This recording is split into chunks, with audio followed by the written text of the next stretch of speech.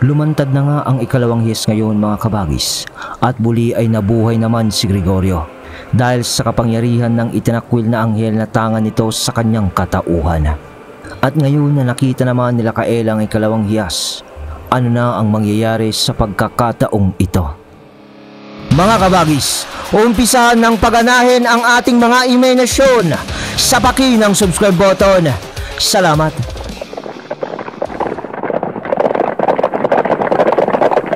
Sa mga sandaling ito ay umuwi na sina Lucero, Ginoong Pipito at Kael.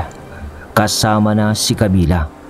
Naangkas ni Senyor Lucero sa kanyang kabayo at uuwi sila ngayon ng Casagrande. At ang plano nila ay uuwi sa Casagrande para sa kanilang mga plano. Mga 4 hanggang 6 na oras pa noon ang muli nilang gugugulin sa biyahe gamit ang kabayo. Depende pa sa bilis ng mga ito.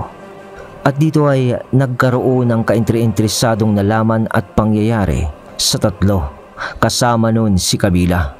Nung napadaan sila sa bayan ng Cadiz, nang napadaan sila nun sa isang baryo na ngayon pa lang nila susubukan na daanan. Ayon kasi kay Ginoong Pipito ay mas mapapabilis ang kanilang paglalakbay nung araw na yon kung doon sila dadaan. Yun nga lang ay ayon sa kanya na iniiwasan ito ng mga manlalakbay sapagkat maraming hindi maipaliwanag na pangyayari doon at may kakaibang nilalang na nakatira sa lugar na tatahakin nila. Ngunit dahil sa tiwala naman si Ginoong Pipito sa kakayahan ng dalawa ay alam niyang ang panganib ang matatakot sa atin dahil sa inyong dalawa na kasangga ko. Mga senyor, wika pa noon ni Mang Pipito na akala mo'y nagbibiro. Napangiti na lang naman noon ang dalawa, si Senyor Micael at Senyor Lucero. Pati nga si Camila noon ay napangiti rin habang nakahawak pa noon sa bewang ni Senyor Lucero. Huwag kang magalala, Camila. Hindi ka namin hahayaan na papahamak.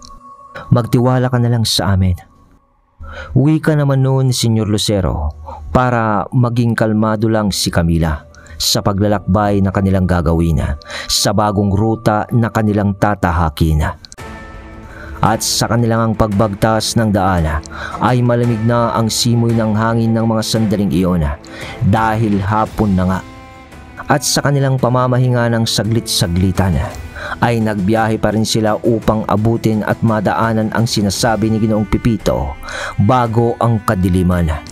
At makahanap na rin sila ng matutuluyan sa pagsapit ng dilim. At ang baryong sinasabi sa kanila ni Ginoong Pipito ay ang baryo ng Camiguid. Ayon kay Mang Pipito, ang baryong ito ay malawak. Ngunit ang sukat nito ay hindi papalaki, kundi papahaba. Ibig sabihin ay parihaba ang baryo o area nito. Yung mismong mahabang daan na babagtasin mo.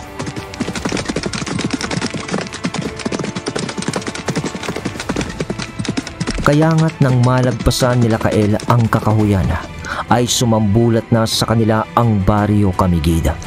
Mga nasa alas 5 na noon ng hapon at bumagal na rin ang kilos ng mga kabayo nila. Yung tipong naglalakad na lang ang mga ito.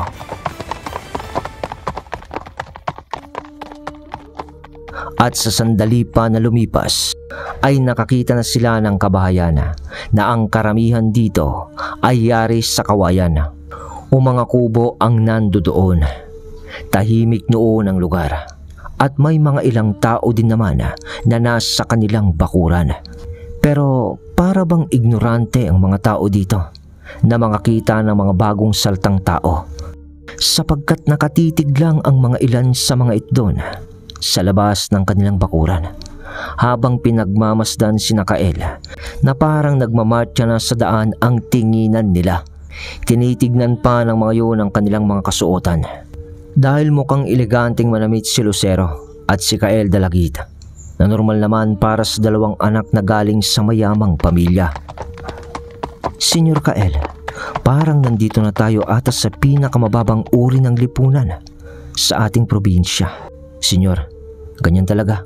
Siguro ay dapat na lang tayo magpasalamat sa mga magulang natin na nagsumikap at isinilang tayo sa ganitong estado ng buhay. Oo nga naman. Tama ka. Usapan naman ng dalawa ng pasimple. Hanggang sa, mabuti pa siguro mga senyor ay magtanong na tayo ng pwede nating pakituluyan sa lugar na ito. Suwestyon naman ni Ginoong Pepito sa dalawa. Oo, Ginoong Pepito. Simulan mo nang magtanong. At ang nais ko lamang ay maayos na matutuluyan. Para kay Camila at para sa atin. At tatapatan natin yan ng salapi. Kahit mahal pa ang singil ay ayos lang naman. Tugon naman ni Lucero ng dominante. Hanggang sa mga ilang sandali lang ay, tao po! Magandang hapon po! O gabi? Pagabi na kasi, Ginang eh. Magandang hapon din, Ginoo. Ano nga din? Uwi ka naman ng Ginang. Pansin ko po kasing medyo malaki-laki ang kubo nyo, Ginang. Malayo pa po kasi yung uuwian namin, Ginang, kaya tiyak na aabutin na kami ng gabi sa daanan kung sakaling magpapatuloy pa kami sa aming paglalakbay. Kaya ho, may iaalok lang ho kami sa inyo kung inyong mamarapatin. Ano ho ba yon, Ginoo? Sagot naman ng Ginang.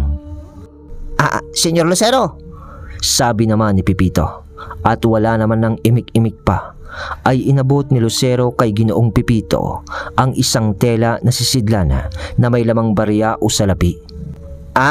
Eto, Ginang. Magbabayad po kami ng karampatang salapi para makituloy ho sana ng isang gabi lang sa inyong kubo. At huwag po kayong mag-alala. Mababait naman po kami.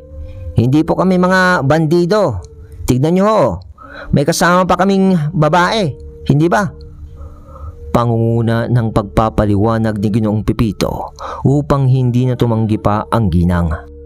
At nang makita naman ng Ginang ang salapi ay, sige, tumuloy ho kayo. Uwi ka nung Ginang. Ganun lang naman kasimple na kiusap si Ginoong Pepito sa isang mamamayan ng baryong iyon. At sa isang kubo na nasa likod ng unang kubo na nakita nila sa harapan ay dun sila pinatuloy ng Ginang. At mukhang taliwas naman sa mga nabalitaan no ng pagkakaalam ni Ginoong Pepito sa lugar. Dahil sa mga ilang oras nilang pananatili doon ay tahimik pa rin naman sa lugar. Ngunit nang sumapit na ang gabi, napaidlip pa lang sana si Kael at Lucero. Si Ginoong Pepito kasi ay nasa sala ng kubo. At si Camila naman ay pinatulog nila sa nag-iisang silid noon. Samantalang ang dalawang senyor ay piniling magpahinga sa labas at magbantay. Dahil may silong naman ang tagwab ng kubo o dugtong na silong nito. Nang bigla na lamang napatayo si Kael dahil sa may naramdaman itong kakaibang presensya sa paligid. Kasabay noon ang pagtayo din ni Senyor Lucero. Ano ito, senyor? Mukhang itinutulak ako ng presensya ng kakaibang puwersa na to. Bulong ni Lucero kay Kael. Oo nga, senyor. Ano ba to? Aswang? Tao ba ng tingero? Hindi ko rin ito maintindihan. At pati noon ng mga kabayo na nakatali malapit sa kubong kinatutuluyan nila ay aburido na. Ginoong Pepito! Ginoong Pepito! Gising ni Lucero kay Ginoong Pepito. Senyor Lucero? Ano ang problema? Tanong niya noon na pupungas-pungas pa sa harap ng pintuan. Maaari ba bang tignan ang bahay nung nagpatuloy sa atin dito? Sige ho, mga senyor. Sang-ayon noon ni Ginoong Pepito, sabay baba nito sa kubo at punta naman agad sa bahay nung Ginang. Mga 15 metro lang naman kasi noon ang layo noon sa kubong tinutuluyan nila. At nang marating niya na ito, Tao po! Tao po! Katok ni Mang Pepito. Ngunit wala noong sumasagot sa matagal nitong pagkatok. Kaya naman naisipan noon ni Ginoong Pepito na gamitan na yun ng kanyang karunungan upang sa ganun ay malaman niya agad kung may tao nga sa loob. Kaya nga't maya-maya pa, Isang kumpulan ng mga alitaptap nun ang lumapit kay Ginoong Pipito. Pagkatapos ay hinarap niya ang mga yun at saka siya bumulong-bulong. Yung para bang kinakausap niya ang mga ito. Hanggang sa biglang lumipad na naman ulit ang mga alitaptap at pumasok ang mga yun sa mga singit-singit ng bahay o yung mga siwang na para bang may isip ang mga yun na siyasatin ang loob ng bahay. Pero minuto din lang ang hinintay ni Ginoong Pipito at sunod-sunod na rin na lumabas ang mga alitaptap sa kubong iyon. At lumapit ulit ang kumpulan ng mga ito kay Ginoong Pipito. At minuto din lang ang pagharap ni Ginoong Pipito sa mga yun. Agad naman na siyang tumakbo papabalik sa kubo nila.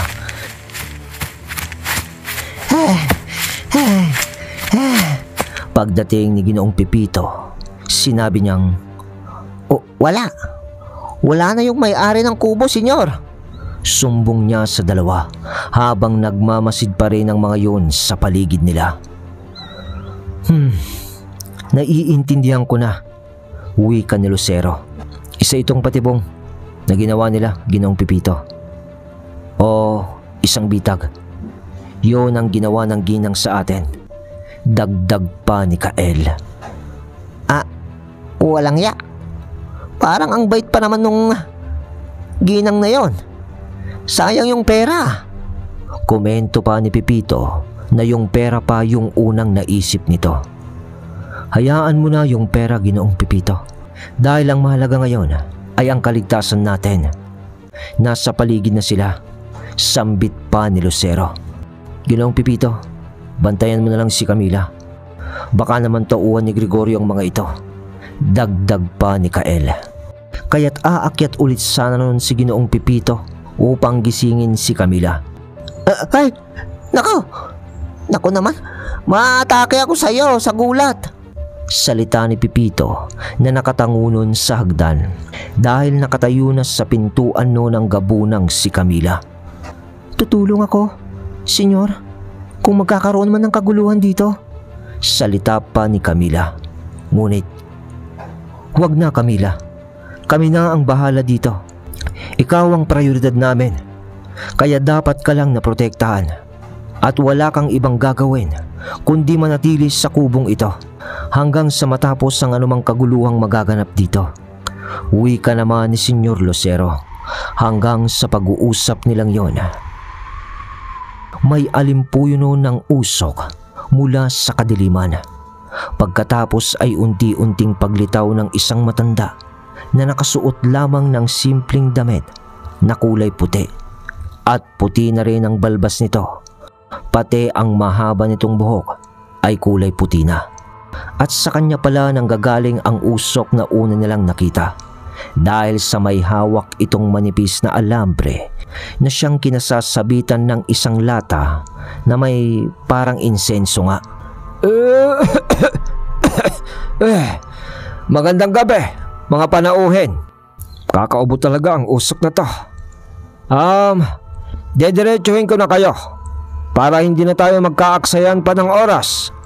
Ako si Ingkong Yamada, ang tagapangasiwa ng baryong Kamigid, at may nakapagsabi sa akin na may isang bantang dumating dito sa baryo. Kaya't naparito ako dahil sa'yo, antingero. Wika ng matanda sabay turo kay Kael at bitaw nito ng hawak niyang insenso. Sabay Hindi naman epektibo itong insenso na to na pantaboy ng mga insekto. Wika noon na parang wala lang sa kanya ang sinabi niya kina Kael. Bueno, antingero, ano bang sadya mo dito? Nandito ka ba para puksain ang mga aswang na tahimik na nabubuhay dito sa baryo? Nang sasagutin sana yun ni Kael, humakbang ng papaharap si Lucero habang nagsasabi ito ng, "Hindi kami banta dito, tanda. Napadaan lang kami. At kung nalalaman mong antingero si senyor, ibig sabihin ay alam mo rin siguro na isa rin akong aswang, tanda. Kaya katangahan na lamang Kung iisipin mong banta ang kasama ko dito sa baryo, at kung mismong ang kasama niya ay aswang, paano siya mananakit ng aswang? Hindi ba? Kaya walang katuturan ang nagsabi sa iyo na kami ay isang banta dito sa baryo. Sagot ni Lucero sa matalino nitong rason. Mukhang galing ka sa edukadong pamilya. Pati ang pananalita mo ay may kasamang pagka-arugante. Rumispeto ka sa matanda. Dahil mainit ang ulo ko dito sa usok na to, baka hindi kita matandya.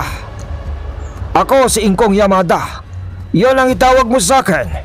Dahil sa sinabing yun ng matanda, ay biglang nag-init ang tenga naman ni Lucero. Manahimik ka, tanda. Tatawagin kita sa gusto kong itawag. Walang nag-uutos sa akin kung ano o paano ko bibigkasin ang mga salitang lalabas sa bibig ko. Wika nun ni Lucero, kasabay ng pamumula ng kanyang mga mata. Ngunit nagsalita nun ng matanda ng, akala ko yung mambabarang lang ang magiging problema ko. Kaya nga nagdala pa ako ng insenso. Sinaunang gabunan pa pala ang isang to. wika nun ng matanda. Hoy, Ginoo! Hindi mo ako kaya. Huwag mo akong susubukan. Wika nun ng matanda ng babala. Ngunit, ganun ba?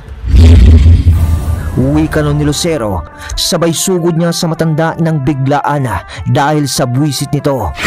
Ngunit sa biglaang paglitaw ni Senyor Lucero sa gilid noon, kasabay ng malakas na sapaksana ni Senyor Lucero ay pagsangga naman ng matanda ng mabilis, kasabay ng biglaang ikot nito ng pagsipa kay Lucero. Nanalsik nun si Lucero sa damuhan. Ginong Pipito, bantayan mo na lang si Camila. Hindi biro ang kalaban na to. Wika nun ni Kael nang makita niya ang pagtalsik ni Senyor Lucero. Sabay bunot din ito ng kanyang punyal at sugod ng mabilisan. At sa pagtarak sana ni Kael ng punyal sa matanda, hinawi lamang noon ng matanda ang mga braso ni Kael na parang wala lang. Sabay salubong ng kamao ng matanda sa pagmumuka ni Kael. Nanalsik din si Kael, bagay na ipinagtaka naman ni Ginoong Pipito sa kanyang panunood, dahil ramdam noon ni Ginoong Pipito na aswang din lang ang matanda na yon. Kaya papanong makakasabay yon kay Kael? Ngunit pagbalik ni Senyor Lucero ay nakapagpalit naman na ito ng anyo bilang sinaunang gabunan, at sa biglaang pagkalmot nito sa matanda, nailagan yun nito. Sabay nang biglang lusot niya sa espasyo sa gitna ni Lucero at pagyuko nito. Sabay suntok sa sikmura ni Lucero, ngunit hindi na masyadong inindayo ni Lucero, at dakma niya sa katawan ng matanda at hagis ito. Ngunit sa bilis ng mga pangyayari, habang nasa ere nun ang matanda, ay biglang nagpalit yun ng anyo bilang sinaunang gabunan. Bagay na ipinagtaka ni Lucero at Kael nang makita nila ang pagsasaaswang ng matanda. At pagdapo nito sa lupa, natigilan na noon si Kael at Lucero sa pagkagulat, dahil kamukang kamuka ni Lucero at Isla ang figura nung matanda sa pagpapalit nito ng anyo. At sa puting buhok ng matanda na mahaba ay ganun na rin lang ang itsura ni Senyor Lucero, na may matipunong pangangatawan, na may napakaitim na balat na parang kulay sa uling, at may mga ukit din ito sa katawan. Ngunit ang kulay ng pagbabaga nun ay hindi kagaya kay Senyor Lucero na kulay ginto, dahil ang isang yun ay kulay asul, na para bang pinaghatian ng kabanalan ng kalangitan at kadiliman ng sumpa ng saaswang. Kaya dunay napaduro si Lucero sa matanda at sinabing, "Sino ka, tanda? Hindi maaaring may isa pang sinaunang gabunan sa lalawigan na to, dahil kami na lang na magkapatid ni Isla ang natitira sa mga salandig." Wika noon ni Lucero. "Anong sabi mo? Isa kang salandig?" Wika noon ng matanda. na bigla na lamang parang humupa ang tensyon sa pagitan nung magbayaw at nung matanda na sinaunang gabunan din. Bumalik sa pagiging normal na anyo ang matanda at sinabing, Ibig sabihin, sa edad mong yan, ay ama mo ba si Senyor Lorenzo Salandig? Oo, ang aking ama ay si Lorenzo, sagot naman ni Lucero. Ang aking mag-aaral ay ang iyong ama? Salita nung matanda. Anong ibig mong sabihin, tanda? Guro ka ng aking ama? Tanong naman ni Lucero sa pagbabalik nito sa pagiging normal na tao. Alright, yun mga kabagis ko. Unti-unti nang makikilala natin ang mga nakalipas ng dalawang pamilya na siya namang magbubukas sa kaliwanagan na ng kwento. Pagkatapos ay susunod na rin siguro yung 4 na pamilya. Dahil sa mga susunod na episode ay ibibring out na natin ang buong full circle ng story hanggang sa pagtatapos nito. Soon pa lang naman mga kabagis ko. Pero bago yon, mag-shoutout ulit tayo. Shoutout po kay Sikandar Brightheart from Coronadal or Kuwait. Shoutout din po kay Queenie Ram. Shoutout po sa Arminton family from Labogon, Mandawi, Cebu. Yun, shoutout po sa inyo. Shoutout din po kay Ana Lorzano Salisinas. Shoutout po kay Robilin de la Cruz from Doha, Qatar. Shoutout po kay Rinaldo Masyon from Barangay Milagro, Ormoc. Shoutout po kay Marites Dantes from Muzon, South San Jose del Monte, Bulacan. Shoutout po kay Odette Padrones. Shoutout po kay Jello Landasan. So, yun lang mga kabagis ko. Salamat sa suportang tunay.